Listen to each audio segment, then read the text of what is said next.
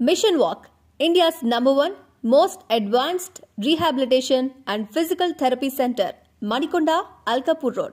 Call 9177-300-194.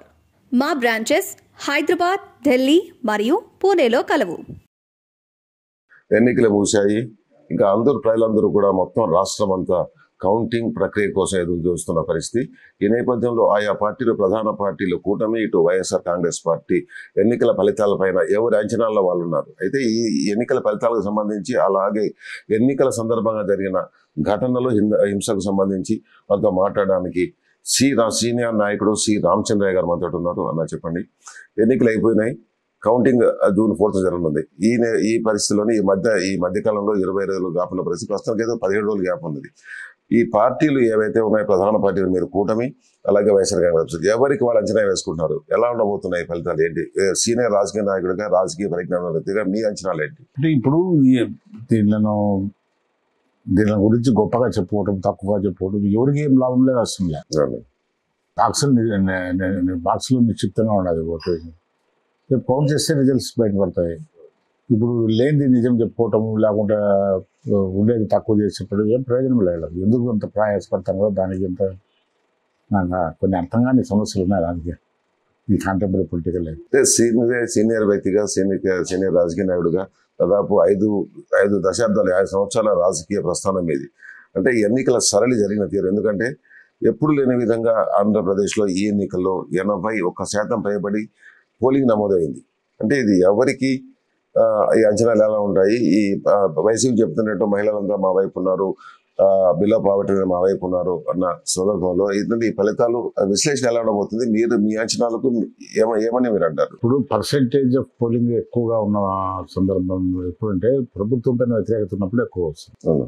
ప్రభుత్వాన్ని అభిమానంగా వచ్చి ఓటేసేది చాలా తక్కువ. ఇప్పుడు ఇండియన్ పాలిటిక్స్ లో ఆల్మోస్ట్ అంతా నెగిటివ్ ఓటే. ఈ ప్రభుత్వం వద్దు అని చెప్తే దానికి ఎక్కువగా శ్రద్ధ చూపిస్తారు. రెండవది, వాళ్ళు బేస్ చేసుకున్నది దేనిపైన? మన స్కీమ్స్ పై. ఏ స్కీమ్స్ ఉన్నాయి నాకేం అర్థం కావటం లేదు. మొత్తం స్కీమ్స్ అన్ని మేము ఇచ్చాము. అమ్మఒడి దగ్గర నుంచి మొత్తం నవరత్నాల కారణంతో 2,70,000 కోట్లు మేము ప్రజలకు ఇచ్చామని జగన్ చెప్తున్న నేపథ్యంలో, అంటే ఆయన వాళ్ళ వైఎస్ఆర్ కాంగ్రెస్ పార్టీ ఆలోచన వాళ్ళకి ఎట్లుందంటే, పూర్తిగా ఈ పథకాల దృష్టిలో అందరూ మా వైపు ఉన్నారన్నది వాళ్ళ ఆలోచన. అంటే ఎంతమందికి జరిగింది ఇది? నేను ప్లానింగ్ మినిస్టర్ ఉన్నా, ఎన్టీ రామారావు గారు. అప్పుడు 2 రూపీస్ కేజీ ఇవన్నీ ఇంట్రడ్యూస్ చేశారు. తెలంగాణలో ఎందుకు తెలంగాణలో అజిటేషన్ మైండ్ వస్తుంది వీళ్ళకి అనేటువంటిది చాలా ఎగ్జాస్టివ్గా డిస్కస్ చేశారు. వాళ్ళకి నిజంగా అన్యాయం జరిగిందనేది మా ఆర్గ్యుమెంట్. కాళ్ళ ముందర నీళ్లు పోతుంటే దానిలో తాగేదానికి కానీ, పొలాలకు కానీ ఇచ్చుకోని పరిస్థితి ఉంది. దాన్ని ఇచ్చుకోనికుండా చేసినది మనం అనేది వాళ్ళకి అనుమానం. వాళ్ళకు మన పైన ఇది దాంట్లో వాస్తవాలు కూడా ఉన్నాయి. కాదు, తెలంగాణలో పెద్ద ప్రాజెక్ట్స్ కట్టనివ్వకుండా వీళ్ళకి అది వైబిలిటీ లేదు, అది లేదని ఏదో చూపించి ప్రాజెక్ట్ కాస్ట్ పెరిగిపోతుంది, అంత మనం భరించలేము, ఇట్లా ఏదో చెప్పి అక్కడ వాళ్ళకి రానికుండా ఈ థాయిలాండ్లో ఉండే మనమంతా వాడుకున్నాం. ఇది వాళ్ళకి కోపంగా ఉండేది, అది వాస్తవమే. కానీ అప్పుడు తెలంగాణలో బోర్ వేసి వాళ్ళకి నీళ్ళు, ల్యాండ్స్ వచ్చి ఫామ్ ల్యాండ్స్ అంతా అప్పులో ఉన్నాయి, అయ్యే అల్టుల కింద ఉన్నాయి. 2 జీవనదులు ఆంధ్రప్రదేశ్ అక్కడి నుంచి వస్తాయి. అయినా వాళ్ళకు లాభం జరుగుతుంది. అప్పుడు వాళ్ళకు చేరాలంటే చాలా పట్టుదలగా ఉన్నాడు ఆయన. వాళ్ళకి చేరుదాం, ఎందుకు అంత అన్యాయం జరిగిందని కూడా అన్నాడు. ఇప్పుడు ప్లానింగ్ డిపార్ట్మెంట్ వీళ్ళందరితో డిస్కషన్ చేస్తే బోర్ వాళ్ళకి అందాలంటే ప్రాజెక్టులు కట్టాలి. పెద్ద ప్రాజెక్ట్ కట్టాలంటే టైం చాలదు. మనం ఉండే 4-5 సంవత్సరాలలో ప్రాజెక్ట్స్ కట్టలేము. మొబిలైజేషన్ ఫండ్స్ కూడా అంత తెలియని విషయం కాదు. ఇవన్నీ ప్రొక్యూర్ చేసుకుని కొత్తగా వచ్చింది గవర్నమెంట్. ఇవన్నీ చేసేసరికి వాళ్ళకు బెనిఫిట్స్ రీచ్ అయ్యేసరికి చాలా టైం పడుతుంది. మన పర్పస్ కాదనుకొని ఇమీడియట్ ఏదైతే బోర్ వేసేసి ఇచ్చేద్దాం. బోర్ వేసుకున్నానికి కూడా పాపం చిన్న కమతాలు ఉండేవాళ్ళు, ఎవరో పెద్ద ల్యాండ్ లాడ్స్ వేసుకోగలుగుతారు. సో అప్పుడు బోర్ వాళ్ళకు కన్సిస్టెంట్గా ఫ్రీగా ఇవ్వాల్సిన అవసరం. గవర్నమెంట్ ఎక్స్చేకర్లో చాలా ఖర్చు వచ్చి తర్వాత 50 రూపీస్ హార్స్ పవర్ ఇచ్చి వాళ్ళకు బోర్ ఇచ్చి వాళ్ళకి వాటర్ సప్లై చేసుకునేదానికి అవకాశం ఉంది. అప్పుడు ఎన్టీ రామారావు భారతదేశంలోనే ఒక పైనీర్ అయినాడు రిఫార్మ్స్. నార్త్ ఇండియాకి పోతే ఆయన ఎయిర్పోర్ట్లో కానీ, ఢిల్లీ ఎయిర్పోర్ట్లో కానీ ఎక్కడ పోయినా ఆ చేతిలో బ్యాగులు కింద పెట్టి కాళ్ళకి మట్టి భూమికి నమస్కారం చేసుకున్నాడు ఆయన రోజు. అంటే అంతటి ఒక గాడ్లీ పర్సనాలిటీగా కనిపించాడు. ₹2 కేజీ బియ్యం 50% జనతా క్లాత్ అనుకోండి, వేరే స్కీమ్స్ ఇవన్నీ.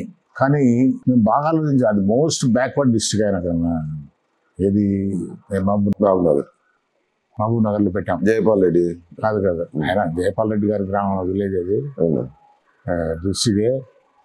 చిత్తరంజన్ దాస్ పెట్టాం. అతను పొలిటికల్గా పెద్ద ఇది కాదు, లైట్ వెయిట్ అతను. అక్కడ ఓడిపోయాడు, రామారావు ఓడిపోయారు. అంటే ఎంతమందికి చేరింది ఈ స్కీమ్స్, ఓకే, దీని ఇంపాక్ట్ ఏంటి అనేది అప్పుడు నాకు అర్థమైంది. సో వీళ్ళు అంటున్నారు, నాకు వచ్చిన ఇన్ఫర్మేషన్ లాస్ట్ 3-4 months ఆ బటన్ అవుతుందంటే అందరి బెనిఫిషరీస్ చేరలే. తర్వాత ఆల్ క్వాలిఫైడ్ పర్సన్స్ బెనిఫిషరీస్ లిస్ట్లో లేరు. అందువల్ల నేను చెప్పేది పాపులేషన్ ఎలక్టరేట్ అంతా బెనిఫిట్ కాలే. అందువల్ల దానివల్ల అది చూసి వేరే వాళ్ళు వచ్చినారనుకోవటం కూడా అంత లేదు. పాస్ట్ ఎక్స్పీరియన్స్ ఇది కాదు. అందువల్ల ఆ హోప్ వాళ్ళు పెట్టుకున్నారు, అది కరెక్ట్ కాదని నా అభిప్రాయం. Please do subscribe to Telugu Rajyam channel. Please do subscribe to Telugu Rajyam channel. Please do subscribe to Telugu Rajyam channel. Hi అండి, నేను మీ ఆర్పీని, నెల్లూరు పెద్దారెడ్డి చేపల పులుసు ఓనర్ని. మీరు తెలుగు రాజ్యం అనే ఈ యూట్యూబ్ ఛానల్ సబ్స్క్రైబ్ చేసుకుని మంచి మంచి వీడియోలతో వస్తారు. Thank you so much. Hi people, I'm Sonakshi Verma and you please watch Telugu Rajyam and please subscribe to the channel.